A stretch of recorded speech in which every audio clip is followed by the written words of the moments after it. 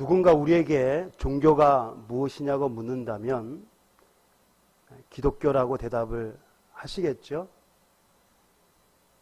가끔 이제 국가에서 그 조사를 하잖아요. 종교가 무엇인지, 뭐 소득이 얼마나 되는지 이런 걸 조사할 때 적는 난이 있습니다. 물어보는 난에서 당신의 종교는 무엇입니까? 뭐 기독교, 천주교, 뭐 불교 쭉 나오는데 여러분 기독교라고 대답을 하시겠죠? 그런데 기독교라고 하는 것은요, 예수 그리스도를 믿는 종교입니다. 예수 그리스도를 믿는 종교는 우리 교회, 우리가 다니는 이 교회뿐만 아니라 천주교도 예수 그리스도를 믿습니다.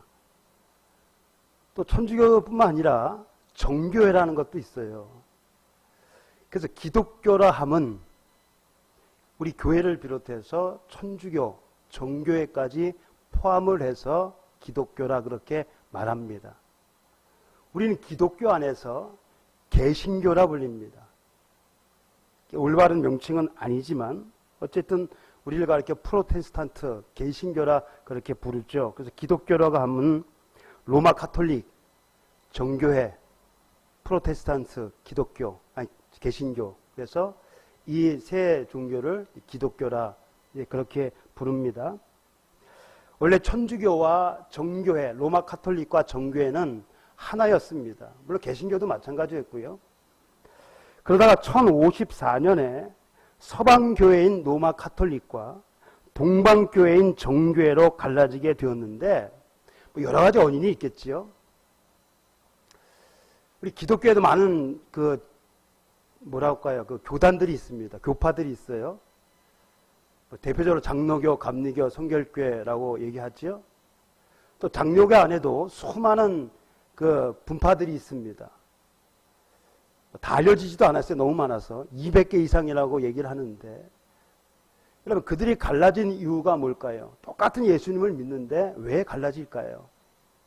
어떤 이해관계가 있는 것이죠. 생각하는 바가 달라서 그래요. 내가 생각하는 것과 상대방이 생각하는 것이 다르니까 자기 생각이 맞는 사람끼리 모여서 파를 만듭니다. 그게 교단이 됐어요. 장로교 사람들은 장로교의 어떤 그 맞는 교리에 따라서 모았고요. 성결교도 마찬가지고 감리교도 마찬가지입니다. 근데 이 서방교회와 동방교회가 갈라진 이유 가운데 하나가 무엇이냐면 성호를 어떻게 긋느냐의 차이 때문이었습니다. 여러 가지 이유가 있는데 그 중에 하나가 성호를 어떻게 긋느냐. 여러분 천주교 가시면은 이거 아시죠? 이거 아시죠? 성화 긋는 거. 근데 뭐 천주교는 제가 순서도 잘 모르겠어요. 이렇게 하는데 그 오른쪽에서 왼쪽으로 긋느냐, 왼쪽에서 오른쪽으로 긋느냐에 따라서 이거 달라졌다고 그럽니다. 여러 가지 원인 중 가운데 하나가 성호를 어떤 방향으로 긋느냐에 따라서 요것도 문제가 돼서 갈라졌다고 그래요. 여러분 오른쪽에서 왼쪽으로 긋는 것이 맞습니까? 왼쪽에서 오른쪽으로 긋는 것이 맞습니까?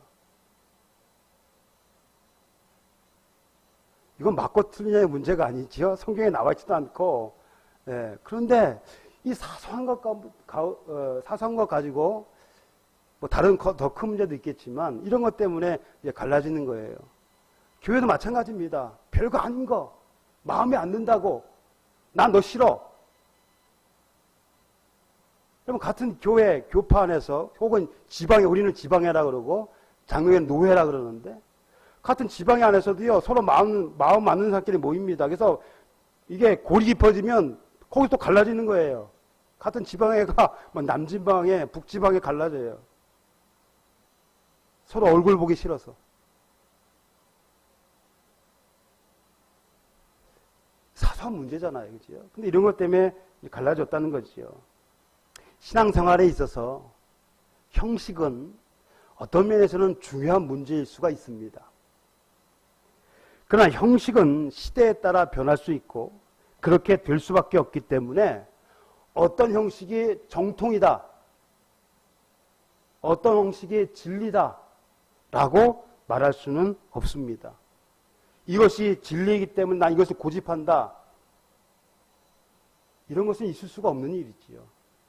형식은 세월에 따라 변하게 되어 있습니다. 근데 이것을 고집해가지고, 좀 이따 말씀을 드리겠지만, 이것 때문에 또 파가 또 갈라지는 경우도 있어요. 어떤 형식을 고집하느냐에 따라서. 오늘 본문의 말씀이 주는 교훈은요, 바로 이것을 뒷받침해 주고 있습니다. 형식은 시대에 따라 변하기 때문에 어떤 형식이 진리인 양 고집해서는 안 된다는 것입니다. 하루는 세례 요한들이 예수님을 찾아와 묻습니다. 우리와, 그러니까 요한의 제자들이에요. 우리와 바리새인들은 금식하는데 왜 당신의 제자들은 금식하지 않습니까? 금식이라는 것이 뭐예요? 먹는 것을 금하는 거지요. 단순히 먹는 것을 금하는 것은 굶는 것이고요. 금식은 이제 먹는 것을 금하면서 기도하는 거지요. 절제하고. 모세의 율법에 의하면 이스라엘 백성들은요, 1년에 한 번 속죄일 7월 10일 날 속죄일에 금식하게 되어 있습니다. 모든 유대인들이 이 하루는 금식을 하게 되어 있어요. 그런데 포로기 이후에는, 그러니까 이스라엘이 망하고 그 바벨론의 포로로 끌려간 이후에는요, 이 금식일이 늘었습니다. 그래서 1년에 4차례 4월과 5월, 7월과 10월에 금식을 했습니다. 율법에 의해서 금식한 것이 아니라 자기 나름대로 그렇게 금식의 절기를 정해서 이렇게 금식을 하는 거예요. 율법에는 1년에 한 번만 금식하게 되어 있어요. 거기에 이 바리새인들, 바리새파 사람들은요, 개인적으로 일주일에 2번, 월요일과 목요일에 금식을 합니다. 그러니까 1년에 한 번 하고, 또 1년에 4번 또 하고, 또 개인적으로 일주일에 2번을 금식을 해요. 금식을 해보신 분은 알겠지만요, 정말 힘듭니다. 금식이라는 것이요, 정말 힘들어요. 뭐 체질적인 문제도 있긴 있어요. 금식이라는 것이 굉장히 힘들어요. 그런데 이 바리새파 사람들은요, 일주일에 2번씩 하는 거예요. 매주에 2번씩. 요한의 제자들도요, 이 바리새파 사람들처럼 금식을 했습니다. 금식의 전통을 지켜왔습니다. 특히 지금 그들의 스승인 요한이 감옥에 좀 갇혀 있어요. 자기 스승인 요한이 감옥에 갇혀 있으니까 슬프잖아요. 그러니까 지금 이들은 금식을 하고 있는 거예요. 그런데 예수님과 그의 제자들을 보니까요, 맨날 먹고 마시는 것 같아요. 금식을 안 해요. 세리와 죄인들과 어울려서 맨날 먹고 마시는 거예요. 즐겁게 막. 그러니까 요한의 제자들이요, 예수님을 찾아왔습니다. 그리고 따지는 거예요. 이의를 제기합니다. 아니, 우리와 바리새인들은 이 전통을 따라 금식하고, 그런데 왜 당신의 제자들은 왜 금식하지 않습니까? 그럼 예수님이 누구한테 세례를 받으셨어요?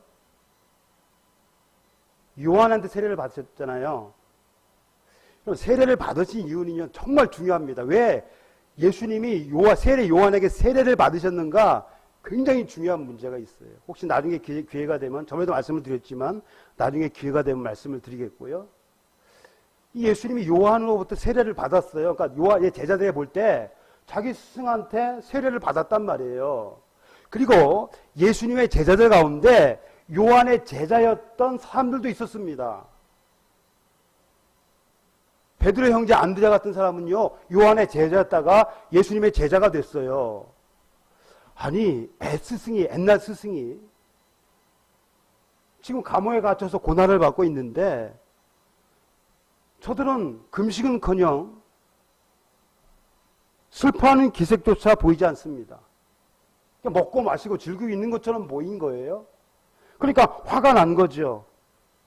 세례 요한의 제자들이 이를 못마땅하게 여겨서 예수님을 찾아온 겁니다. 그리고 이 문제를 제기한 거예요. 사실 예수님의 제자도 문제가 있지만 예수님 당신도 문제가 있습니다. 라고 지금 요한의 제자들이 따지고 있는 겁니다.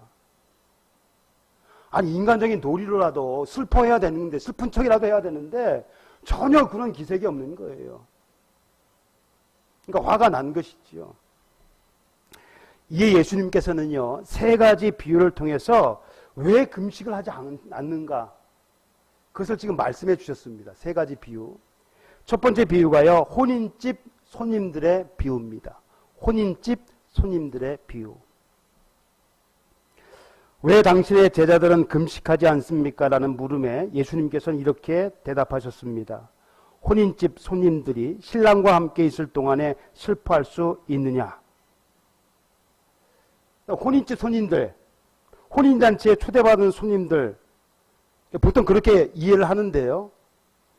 이스라엘 사람들에게 있어서, 유대 사람들에게 있어 혼인집 손님들이란 신랑의 혼인 예식을 돕기 위해 온 친구들을 말합니다. 그러니까 혼인집 손님들 그러면 뭐 초대받은 손님들도 있겠지만 그 중에서도 신랑의 혼인 예식을 돕기 위해 온 친구들, 그러니까 신랑의 친구들을 말하는 거예요. 그래서 어떤 번역본에는 혼인집 손님들을 신랑의 친구들이라 그렇게 번역을 한 성경도 있습니다. 여기서 혼인집 손님들이란 즉 예수님의 제자들을 가리키는 것이죠. 예수님의 제자들은 뭐예요? 신랑의 친구들이라는 겁니다. 그럼 신랑은 누구예요? 예수님이죠. 성경은요, 예수님을 가리켜서 신랑이라고 말하는 그 부분들이 많습니다.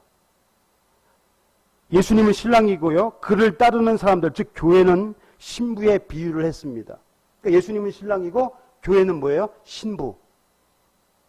지금 혼인잔치에 신랑이 예수님인데 그 혼인 예식을 돕기 위해서 예수님의 친구들이 왔어요. 누구냐면 바로 제자들이라는 것, 신랑의 친구들이 제자들이라는 것입니다. 유대 사회에서는요, 보통 이 결혼식을 하루에 끝나는 것이 아니라 일주일 정도 합니다. 길게는 2주일까지 됐어요. 보통 일주일을 하는 거예요. 그래서 요한복음 2장에 보면 그 나오잖아요. 가나 혼인잔치, 그죠? 술을 엄청 많이 준비했어요. 근데 중간에 그 술이 다 떨어진 거잖아요. 그러니까 하루 이틀에 끝나는 것이 아니라 일주일 정도 하는데, 그럼 혼인집 손님들이, 특별히 신랑의 친구들이 혼인잔치에 와서 슬퍼할 수 있습니까? 결혼식은 축하 자리잖아요. 그죠? 가장 기쁜 자리 아닙니까? 거기 와서 슬퍼하는 사람이 있어요? 없잖아요. 다 기뻐하며 즐거워하죠? 반대로 장례식에 가서 기뻐하는 사람도 있습니까? 미쳤다 그럴 거예요. 그죠? 결혼식 가서 슬퍼하는 사람 미쳤다 그러고 장례식에 가서 기뻐하는 사람은 미쳤다 그럴 거예요. 뭐 어떤 사람은 유언에 따라 장례식에 막 춤도 추고 노래도 부르고 그렇다고 하는 경우도 있어요. 근데 보통 일반적인 그런 모습들은 뭐예요? 장례식에 가면 슬프잖아요. 그죠? 결혼식은 기쁘는 것이잖아요. 그런데 결혼식에 가서 금식할 수 있습니까? 이거는요, 당시의 관습상 일반적인 금식의 기간이라도요, 결혼식 잔치에 초대받은 사람 가운데 신랑의 친구들, 특별히 신랑의 친구들은 이 금식에 면해졌습니다. 그러니까 혼인잔치에 그 간 신랑의 친구들은요, 금식 기간이라도 금식을 안 해도 돼요. 왜? 결혼식이기 때문에 다 의무가 면제가 됐어요. 그러니까 결혼식 잔치에서는요, 금식하면 안 되는 거예요. 근데 지금 요한의 제자들이 와서 아니 왜 금식하냐고 지금 따지는 거니까. 그래서 신랑인 예수님과 함께 있는 제자들은요, 슬퍼해서도 안 되는 것입니다. 반면에 세례 요한의 제자들에게는 지금이 슬퍼하고 금식할 때입니다. 왜 그렇습니까? 자기 스승인 요한이 감옥에 갇혀있기 때문입니다. 물론 이후에 예수님의 제자들도 금식할 때가 있습니다. 슬퍼할 때가 있어요. 언제입니까? 예수님께서 빼앗길 때, 신랑이 빼앗길 때, 그러니까 예수님께서 십자가에 못 박혀 돌아가실 때, 신랑이 빼앗길 때가 오는 거예요. 근데 그때는 금식하겠죠. 그러나 지금은 그것이 아니라는 거죠. 자, 금식은 기도와 구제와 더불어서 유대인들에게는요, 거의 종교적 의무와 같은 것이었습니다. 경건 생활의 핵심이었어요. 금식, 구제, 기도. 뭐 해도 되고 안 해도 되고 그런 문제가 아니라요. 이거는 종교적인 의무처럼 지켜졌어요. 특별히 구제 같은 경우는요. 11조 하시죠? 11조 하죠? 그 다음에 또 10분의 1을 또 떼어서 가난한 자에게도 줍니다. 어떤 사람들이 10분의 3까지도 구제에 사용한다고 그래요. 어떤 사람은 더 크게. 그래서 구제에도 8단계가 있습니다. 8단계. 유대인들에게 있어서 구제는요, 팔땡이가 있다고 그래요. 어떤 사람은 하도 너무 구제를 많이 해서, 구제는 얼마까지만 하라. 그게 정해졌다고도 해요. 그러니까 유대인들에게 있어서 구제는요, 그냥 생활과 같은 거예요. 금식도 마찬가지고, 기도도 마찬가지인 겁니다. 구제, 기도, 금식은요, 종교적인 의무였습니다. 경건 생활을 위해서 반드시 해야 할 그러한 사항들이었어요. 경건 생활에 있어서 이런 것도 중요합니다. 그죠? 금식할 수 있으면 금식하는 것이 좋지요. 기도는 말할 것도 없고요. 구제도 말할 것도 없지요. 근데 문제가 뭐냐면 이것이 형식적으로 혹은 남에게 보이는 수단으로 이용이 됐기 때문에 문제가 되는 겁니다. 그러니까 마태복음 6장에서 예수님께서 이 바리새인들을 책망하실 때 이 세 가지를 다 예로 드셨어요. 금식은 어떻게 해야 되느냐? 구제는 어떻게 해야 되느냐? 기도는 어떻게 해야 되느냐? 그럼 바리새인들은 어떻게 했어요? 금식할 때 나는 금식합니다 라고 말은 안 하지만 그 모습이 완전히 금식하는 것 사람처럼 그렇게 모습을 했습니다. 머리도 안 빗고요. 기름도 안 바르고요. 얼굴이 깨재재해가지고 내가 금식합니다 말은 안 하지만 금식하고 있다는 것을 그냥 몸으로 보여준 거예요. 사람들에게. 구제. 나팔 분다 그러지요. 나 구제합니다. 사람들 보는 앞에서 이렇게 막 하고 기도도 사람들 보는 앞에서 기도하고. 그러니까 예수님이 뭐라고 하셨어요? 골방에 들어가서 기도하라. 아무도 보지 않는 골방에 들어가. 하나님 다 아시잖아. 근데 왜 사람들 앞에서 보는 데서 큰 소리를 떠들어 골방에 기도해. 구제도 마찬가지고. 은밀한 가운데 구제해. 오른손이 하는 것을 왼손이 모르게 구제하고.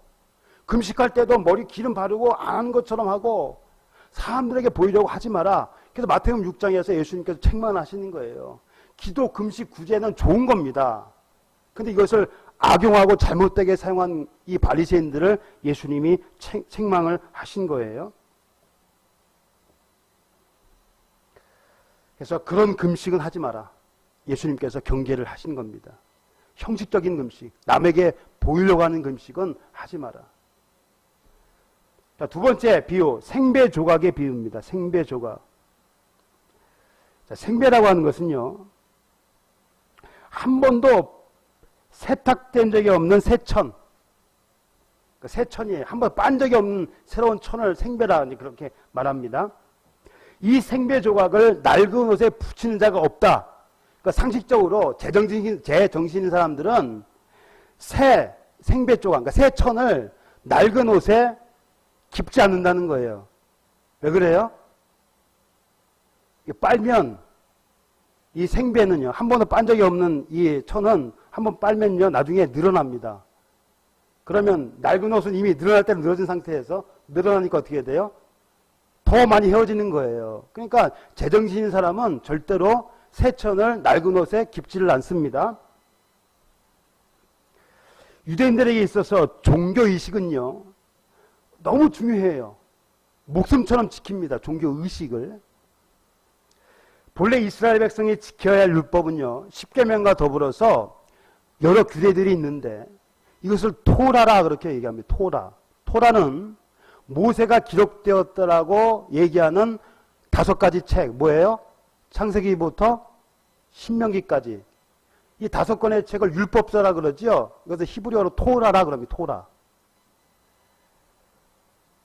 유대의 종교 지도자들은 이것을 613개로 세분화시켰습니다. 뭐 해라 하지 말라 613개를 만들어 놨어요. 그 사람들에게 이렇게 지켜야 된다고 강요를 했습니다. 여기에 구전율법, 그러니까 이스라엘 백성들은요, 모세가 하나님으로부터 2가지 율법을 받았다고 얘기합니다.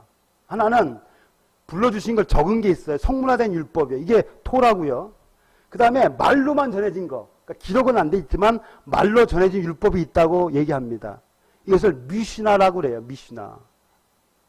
탈무드 아시죠? 같은 겁니다. 미시나, 탈무드 뭐 여러 가지가 있어요. 이런 종류의 것들이. 이것이 뭐냐면 성경에서 말하는 장로들의 유전, 전통이라고 하는 겁니다. 성경에 보면 옛날 성경에는 장로들의 유전이라고 되어 있고 바뀐 성경에는 장로들의 전통이라고 되어 있는데 요 장로들의 전통이라고 부르는 것이 바로 요 미시나예요. 그러니까 글로 기록된 성문율법이 아닌 말로 전해진 구전율법인 겁니다. 또 이것을 정리해 놓은 게 미시나고요. 이것을 장로들의 전통이라고 불러요. 예를 들면 성경에는요, 밥 먹기 전에 손을 씻으라는 말이 없어요. 근데 이 미시나 여기에는요, 밥 먹기 전에는 반드시 손을 씻도록 되어 있습니다. 유대인들이, 특별히 바리새인들이 생각하는 미시나 장로들의 전통은요, 성경보다 더 위에 있습니다. 탈무드에 의하면 율법학자들의 말을 거스르는 것은 성경 말씀을 거스르는 것보다 더 큰 처벌을 받아야 된다, 그렇게 가르치고 있습니다. 또 랍비들은요, 장로들의 전통을 범하는 것을 죽음에 해당하는 죄라 그렇게 간주하기도 합니다.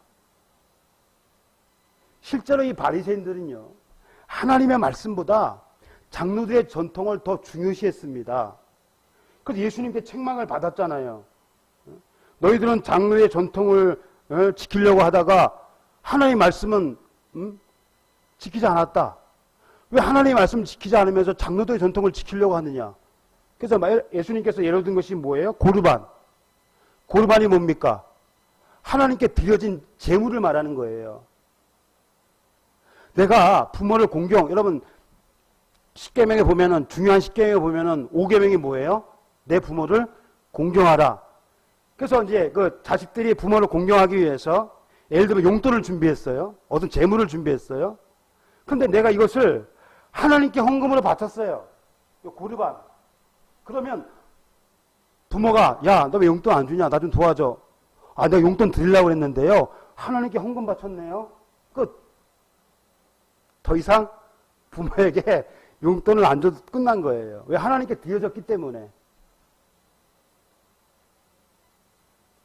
그러니까 장로제의 전통을 지키려고요, 하나님의 말씀, 하나님의 계명을 어겼어요. 그들은 하나님의 말씀보다 장로제의 전통을 더 중요시하게 여긴 겁니다. 그 책망을 받았어요. 그런데 이러한 옛 전통들, 특히 금식과 같은 의식들은요, 그리스도의 복음과는 서로 조화를 이루지 못했습니다. 즉 낡은 천에 비유된 유대인들의 종교의식이나 관습들은 새 천에 비유된 복음과는 전혀 맞지 않는 것이었어요. 그러니까 그들은 잘 이 복음을 받아들이지 않아요. 이 전통에 얽매였기 때문에 새로운 것이 들어오면 자꾸 거부를 합니다. 그럼 마치 낡은 옷에 새 천을 깁는 것과 같이.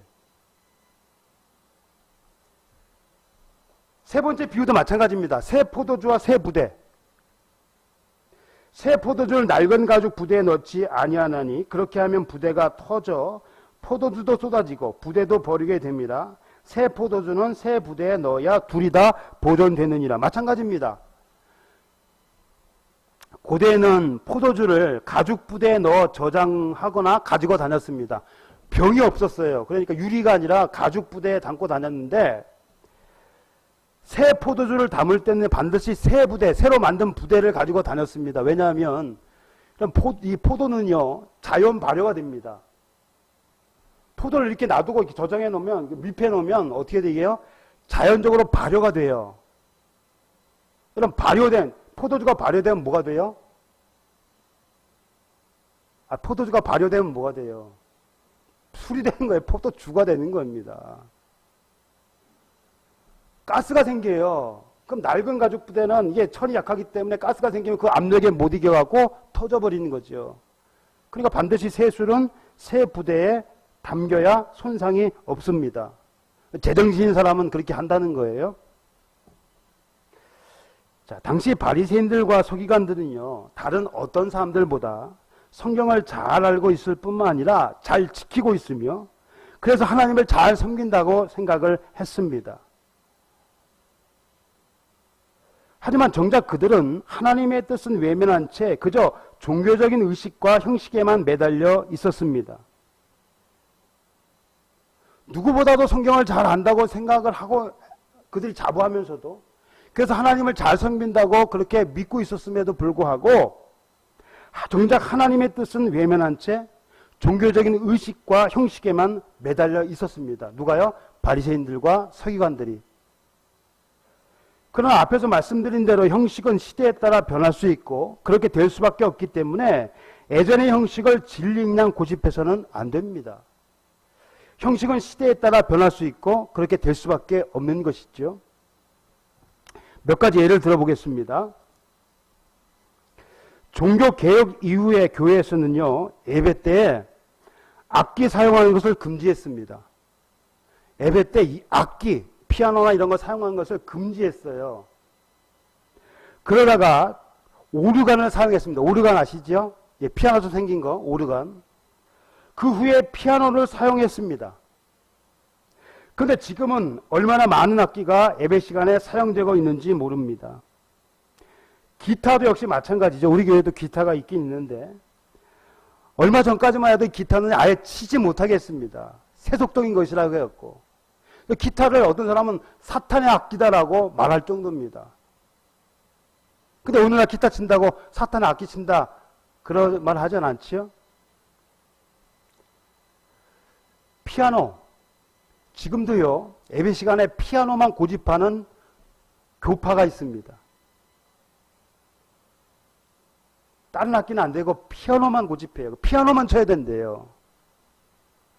근데 이게 성경적입니까? 누가 만들어낸 전통이에요? 사람들의 전통입니다. 여러분, 구약 시간에 피아노가 어디 있었습니까? 구약 시대에.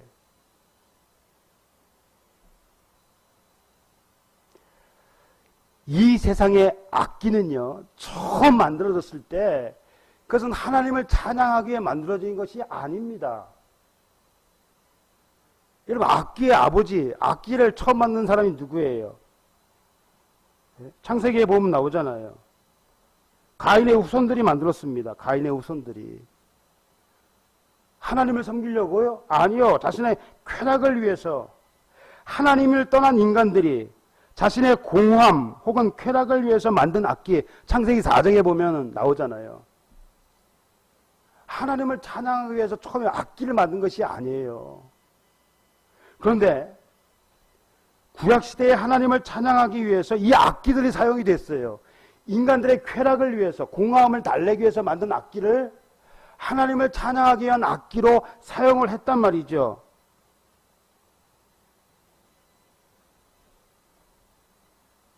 하프. 여러분, 하프 뭔지 아시죠? 하프. 요즘 크로마프라는 그런 거예요. 옛날에는 하프 엄청나게 큰 게 있어요. 굉장히 비쌉니다, 이게. 하프를 일부 교회에서만 사용이 됐어요. 그러니까 너무 비싸갖고 조그만 교회들은 사용을 못해. 너무 비싸니까. 하나님을 찬양하는데 이 하프가 구약시대 사용이 됐단 말이에요.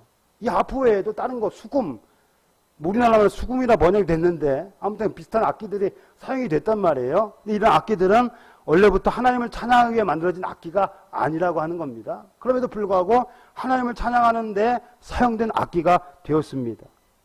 그러니 오르간이면 어떻고 피아노면 어떻고 기타면 어떻겠습니까? 또 찬송가의 경우도 마찬가지입니다. 예전에는요, 시편만을 찬송으로 부르도록 했습니다. 그것도 단성부, 하나의 음으로만. 여러분이 뭐 파트가 있잖아요. 소프라노, 알토, 테너, 베이스 4부잖아요. 보통 4부로 하잖아요. 근데 처음에는요, 하나의 음으로만 부르게 돼 있어요. 이거 2부로 불러도 안 돼요. 교회에서 못 하겠습니다, 이거를. 시편, 그것도 하나의 음으로만. 그러나 요즘은 대부분 다성부로 만들잖아요. 곡을 이렇게 만들잖아요. 그게 부르잖아요. 그리고 지금 우리가 사용하고 있는 찬송가 가운데는요, 민요도 많습니다. 클래식 곡도 많아요. 세상적으로 불리다가 교회로 들어온 곡들. 우리가 지금 부르는 찬송가 중에는 그런 것들이 많아요. 여러분이 고등학교 혹은 중학교 때 배운, 음악 시간에 배운 그 민요 가운데 몇 가지도 지금 찬송가에 수록이 되어 있습니다. 스코틀랜드 민요 가운데 뭐가 있어요? 애니로리. 네?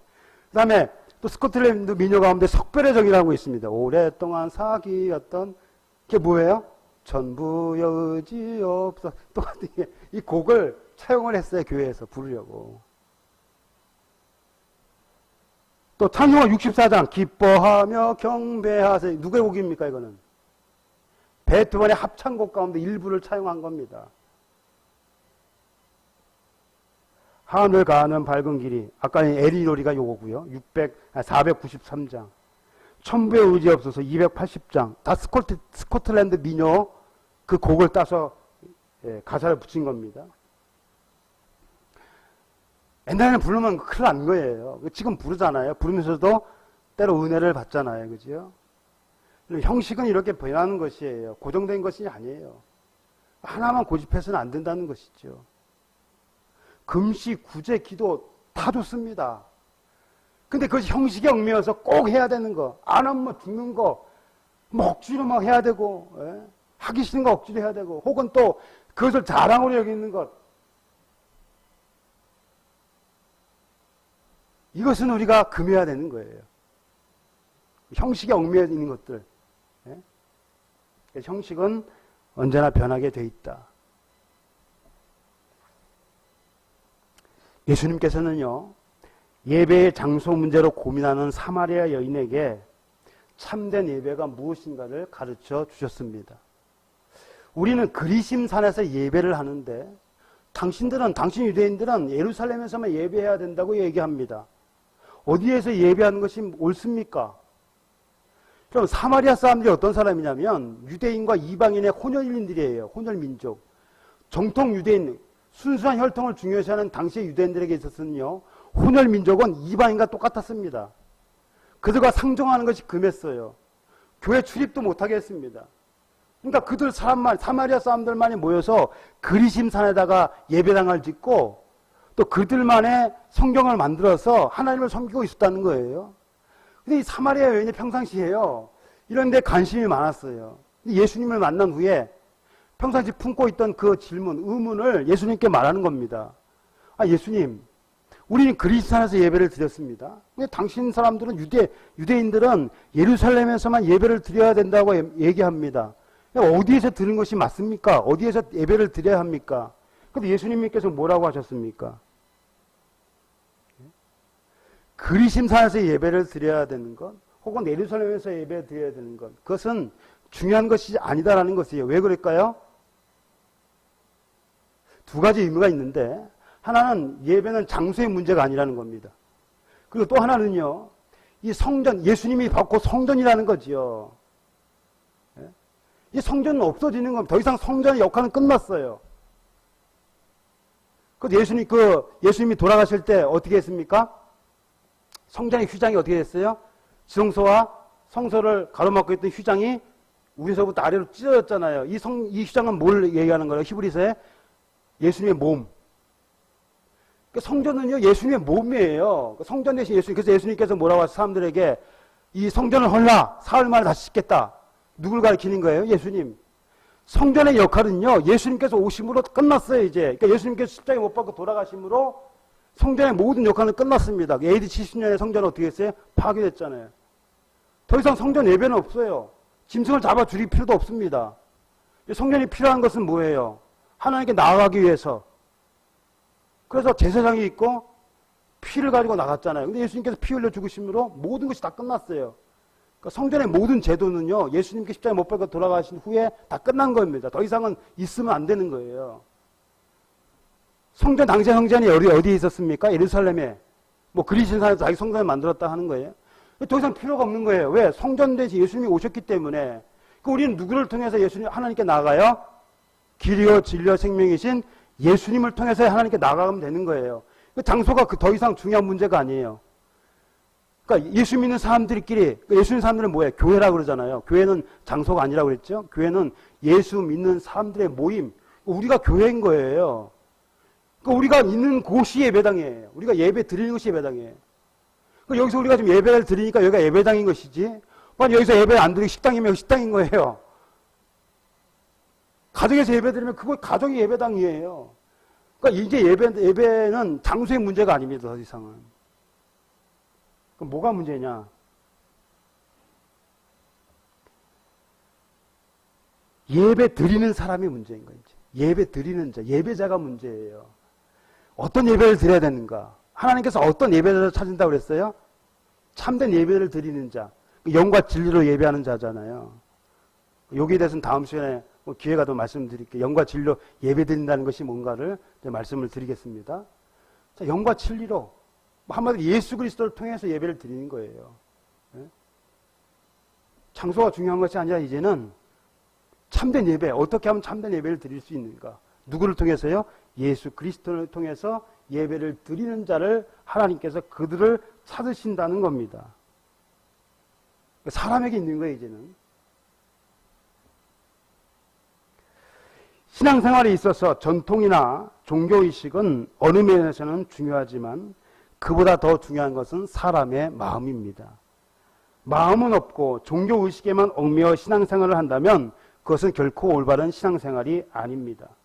그것은 그 사람의 마음이라는 것, 예배를 드리는 사람의 마음이라는 거예요. 새벽 예배, 좋습니다. 예배 열심히 참석해요. 헌금도 많이 내요.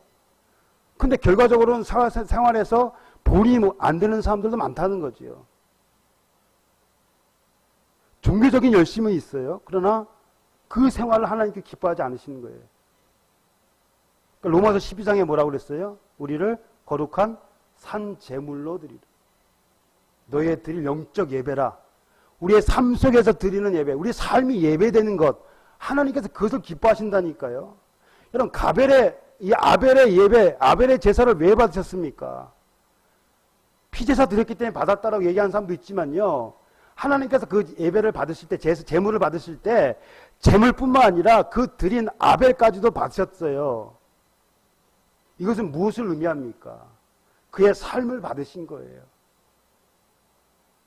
여러분, 일주일에 한 번 예배 나오고, 새벽교회 나오고, 교회는 열심히 나오는데, 사회생활에서는 인정을 못 받아요. 교회 다니는 사람이 저러냐라고 하는 얘기만 듣고, 이것은 예배가 아닙니다. 하나님이 이것을 원하고 있지 않아요. 형식도 중요합니다. 주일날 나와서 예배 드리는 것도 중요해요. 그러나 우리의 삶 속에서 하나님께 영광을 돌리는 삶을 통한 예배도 중요한 거죠. 그 사람의 마음. 그래서 하나님께서 이스라엘의 왕을 택하실 때에, 이 다윗을 택하실 때에 뭘 보셨어요? 그 사람 중심을 보신 거예요. 내 마음에 합한 사람이다. 마음은 없고 종교의식에만 얽매여 신앙생활을 한다면 그것은 결코 올바른 신앙생활이 아닙니다. 그리고 종교의식은요, 시대에 따라 변화가 있어야 하고 또 변할 수밖에 없습니다. 시대가 변했는데도 형식이 바뀌지 않는다면 더 이상의 발전은 없습니다. 물론 세상의 것들과 구별이 안 될 정도로 변하는 것은 문제입니다. 이 교회인지 세상인지 나이트클럽인지 구분이 안 되는 건 안 되잖아요. 반드시 구분이 돼야 돼요. 우리 삶도 구별이 돼야 돼요. 구별이 안 될 정도로 변하는 것은 문제이지요. 그것은 변화가 아니라요, 세상과의 동화, 세상과의 타협입니다. 결코 그것은 용납해서는 안 되는 것입니다. 형식은 변해도 우리의 중심, 우리의 마음은 결코 변해서는 안 된다는 것. 하나님께서는 우리의 마음을 보고 계신다는 것. 그래서 우리 형식에 얽매여서는 안 되겠지만 우리 마음은 어떤 그 모습에서도 변함이 없어야 됩니다. 하나님께서 기뻐 받으시는 그런 예배, 우리의 삶을 통하여 그런 예배를 드릴 수 있기를 예수님의 이름으로 축원합니다.